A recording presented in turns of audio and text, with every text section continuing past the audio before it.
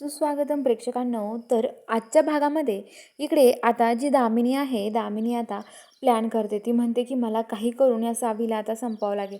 ही आता तशी ऐकणार नाही. आता काय करू मी, असं दामिनी म्हणत असते. ती म्हणते की तिच्यामुळे काल ते औषध वाया गेलं, पण आता ते औषध वाया नाही गेलं पाहिजे, असं तिचा विचार चालू असतो. तर इकडे आता सावी आणि धैर्य जे असतात ते झोपलेले असतात आणि सकाळी उठून आता लगेच जी सावी आहे ती सावी आता तिथे उठलेली असते. धैर्य म्हणतो की सावी उठ आता, तर सावी म्हणते की नाही आता. तर आता असं बोलणं होत असतं. तर इकडे धैर्य फ्रेश व्हायला जातो आणि सावी तिथे असते रूममध्ये. धैर्य फ्रेश व्हायला गेल्यावरती इकडे दामिनी धैर्य विचारतो काय काय काय झालं, काय हवं होतं तुला काही. तर आता लगेच दामिनी म्हणते की नाही रे, मी सावीसाठी काहीतरी स्पेशल बनवणार आहे.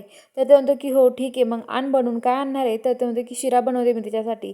आणि जाते आणि ती शिरा बनवते तिच्यासाठी.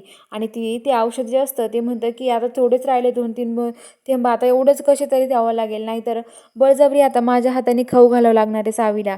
हिच्यामुळे काल सगळं औषध वाया गेलं, असं म्हणते. आणि आता ती शिरा घेऊन तिकडे येते. तर आता लगेच दामिनी धैर्यला म्हणते, धैर्य माझ्या हाताने भरू का मी सावीला. तर धैर्य म्हणतो ठीक आहे आई, भर तुझ्या हाताने. आणि आता लगेच दामिनी येते आणि सावीजवळ बसते आणि सावीला म्हणते, हे बघ सावी, तुझ्यासाठीच आणलाय मी, खा ना शिरा. तर सावी म्हणते नको आहे मला.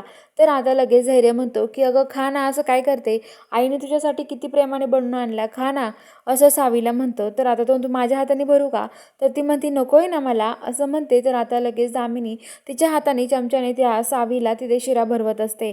आणि सावी इकडे तिकडे बघत असते, कारण सावीला वाटलेलं असतं की दामिनी नक्की त्याच्यात काहीतरी टाकलेलं असणार आहे.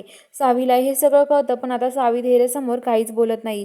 तर चला बघूया आता पुढील भागामध्ये नक्की काय ट्विस्ट असणार आहे. खरंच सावी तो शिरा खाईल का आणि सावीला काही होईल का, हे सगळं बघायला आपल्या चॅनलला सबस्क्राईब करून घ्या.